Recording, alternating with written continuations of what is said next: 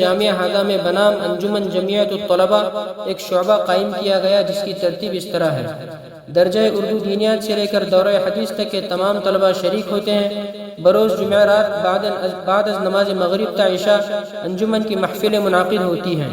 اب اختتام سال پر طلباء کی حوصلہ افزائی کے لیے ضمنی مسابقہ رکھا گیا جس میں 94 طلباء نے درخواست دے کر اپنے شوق کا مظاہرہ کیا۔ 16 طلباء نے کامیابی حاصل کر کے فائنل مسابقے میں اپنے لیے جگہ بنائی۔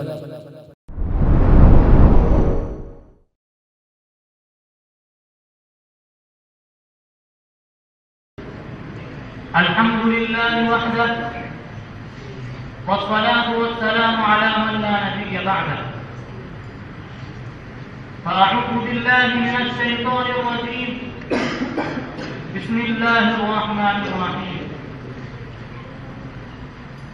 فإذا قضيت الصلاة فانتشروا في الأرض وابتغوا من فضل الله واذكروا الله كثيرا لعلكم تفلحون أما بعد فأسباب شریعت و طریقت سیدان یعنی علوم نبوت، اس مجلس میں میں ایک ایسا موضوع آپ کے گوش گزار کرنا چاہوں گا جس کا دین و شریعت سے گہرا تعلق ہے، مگر اس کو حصہ شرع ماننے سے لے کر اس کے فرضیت کے قائل بننے تک، نیز اس کے انجام دہی میں کوتاہی کا شکار ہونے سے لے کر اسی میں اچھا بتا رہنے تک کے مختلف مراحل کے حوالے سے امت الگ الگ گروہوں میں بٹی ہوئی ہے۔ اس سلسلے میں راہ اعتدال کیا ہے اس پر میں انشاءاللہ روشنی ڈالوں گا۔ چنانچہ میرا موضوع ہے اکتساب حلال معاشرت فریضہ۔ علمبرداران اسلام، اس میں کوئی شک نہیں ہے کہ بشر ہونے کے ناطے انسان کے ساتھ گوناگون ضروریات و حاجت رہی ہوئی ہے۔ پھر اپنی ضرورت، اپنے اہل خانہ کی ضرورت، اپنے ماں دختوں اور زیر دختوں کی ضرورت،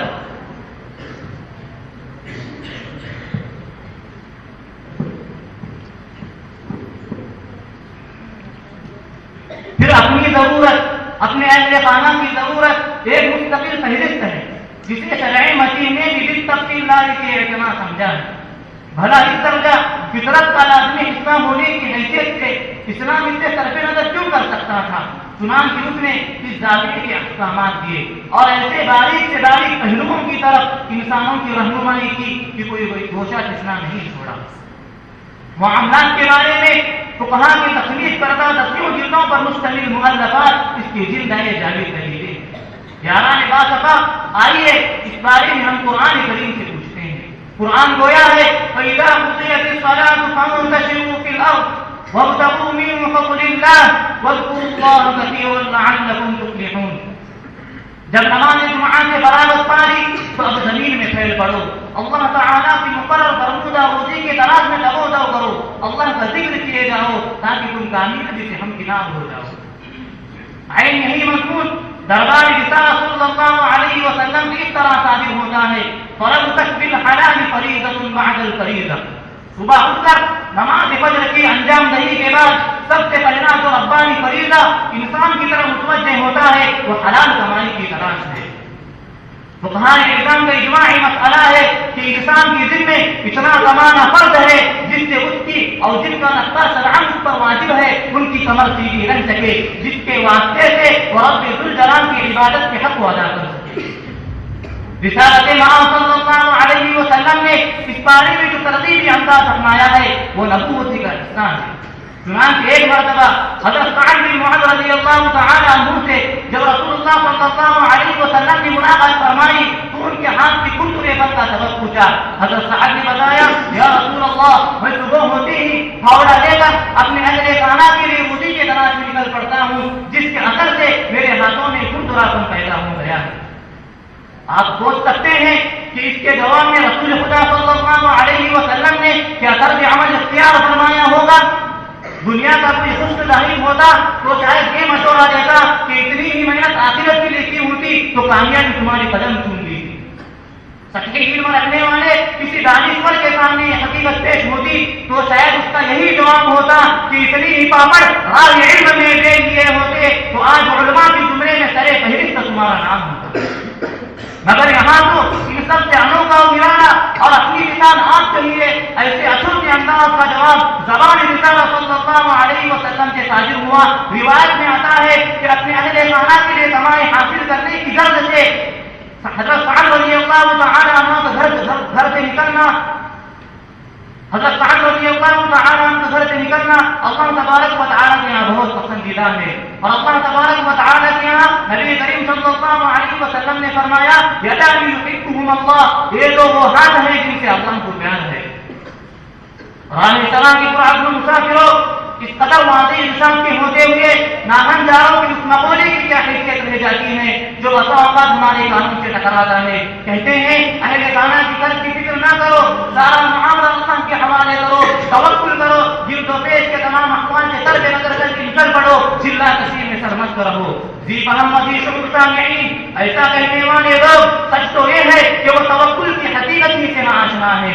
توکل تو لوگوں نے یہ سمجھ لیا ہے کہ ہاتھ پر ہاتھ دھرے بیٹھے رہو اور لقمہ جڑنے کی منتظر رہو. جبکہ محققین کے فرمانے کے مطابق اسباب اختیار کر کے نتیجہ اللہ تعالیٰ کے سپرد کرنے کا نام توکل ہے. یہ خلیفہ راشد عمر بن خطاب رضی اللہ عنہ ہیں. ایک مرتبہ تشریف لے جا رہے تھے، راستے میں ایک جماعت کو گوشہ رنگ پر بیٹھا ہوا دیکھا تو پوچھا یہ کون لوگ ہیں؟ جواب دیا گیا ہؤلاء القراء المتوکلون، یہ اللہ تبارک و تعالیٰ پر بھروسہ کر کے گوشہ نشینی اختیار کرنے والے قراء ہیں. کوئی کھانا دے جاتا ہے تو کھا لیتے ورنہ بھوکے رہ جاتے ہیں. اس فراست کے پیکر نے کیسا حقائق سے نقلے جواب دیا، فرمایا ہؤلاء المتوکلون ولیسوا بالمتوکلین، یہ تو پیٹو لوگ ہیں، توکل شعار نہیں ہے. توکل تو یہ ہے کہ بندہ بیج زمین میں ڈال کر پیداوار کا رب ذوالجلال سے امیدوار ہے. اسلام کا گھر میں اتنے کا جذبہ رکھنے والے سیدائیوں، ادھر امت کا ایک طبقہ وہ ہے جو اقتصاد مال کے سلسلے میں جو تغافل کا شکار نہیں مگر حلال مال کمانے کے لحاظ سے وہ نہایت لاوبالی پن کر رہا ہے. ایسے لوگوں کی تذکرے کے لیے ذخیرہ شریعت کہاں خالی ہے. چنانچہ حضرت ابو ہریرہ رضی اللہ تعالی عنہ کی روایت سے نبی کریم صلی اللہ علیہ وسلم کا ارشاد گرامی قدسی احادیث میں منقول ہے کہ ایک زمانہ ایسا آنے والا ہے جس میں انسان صرف مال بٹورنے کو مقصود حیات سمجھے گا. مال کہاں سے آ رہا ہے، حلال طریقے سے یا حرام راستے سے، اس کی اسی بالکل پرواہ نہیں ہوگی. آج مسلمانوں کا ایک طبقہ اسی روم میں بہ رہا ہے. جمعے اور میسر گانے کے راستے سے مال کمانے کے سینٹر دنیا میں کھلے ہوئے ہیں. کتنے ہی مسلمان ہیں جو اللہ تعالیٰ کے حلال محفوظ راستوں کو چھوڑ کر جوا اور قمار خانوں میں اپنی تبود و صرف کر رہے ہیں، کثیروں کو اپنے ذریعے معاش بنائے ہوئے ہیں.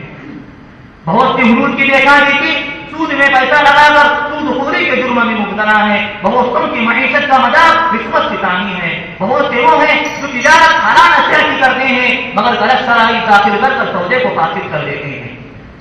بہت سے چھینا چھپتی لوٹ خسوٹ بچوں چوری کے رقص مال حاصل کر رہے ہیں. بہت سو نے فریب گئی دروغ گوئی جھوٹی قسموں کی سہارے اپنی تجارت کے چمکا رکھی ہے. کعبہ و دیر کو ایک سمجھتے ہیں رنگ پاک، کعبہ و دیر کو ایک سمجھتے ہیں رنگ پاک، پابند نہیں ہے حلال و حرام کے. الغرض پہلا طبقہ اگر تقریر کا شکار ہے تو یہ دوسرا طبقہ افراط کا. کوتاہی اور غلو کی دونوں ہی راستے اللہ تعالیٰ کو ناپسند ہیں. لہذا اسلامی غیرت سے بھرپور میرے بھائیوں، آؤ ہم آج عزم کریں کہ مسلمانوں میں در آنے والی اس مالی بحران اور معاشی افراتفری کو ختم کرنے میں اپنا زور علم عمل صرف کریں گے اور امت غذا کے رب سے جو رب کی ناراضگی اپنے سر لیے ہوئے ہیں صحیح علم کے ذریعے رہنمائی کر کے انہیں راہ راست پر لانے کی پوری کوشش کریں گے. تیری رحمتوں کا نزول ہو ہمیں محنتوں کا صلہ ملے، تیری رحمتوں کا نزول ہو ہمیں محنتوں کا صلہ ملے، ہمیں مال و زر کی ہوس نہیں ہمیں بس رزق حلال ملے. وآخر دعوانا الحمد للہ رب العالمین.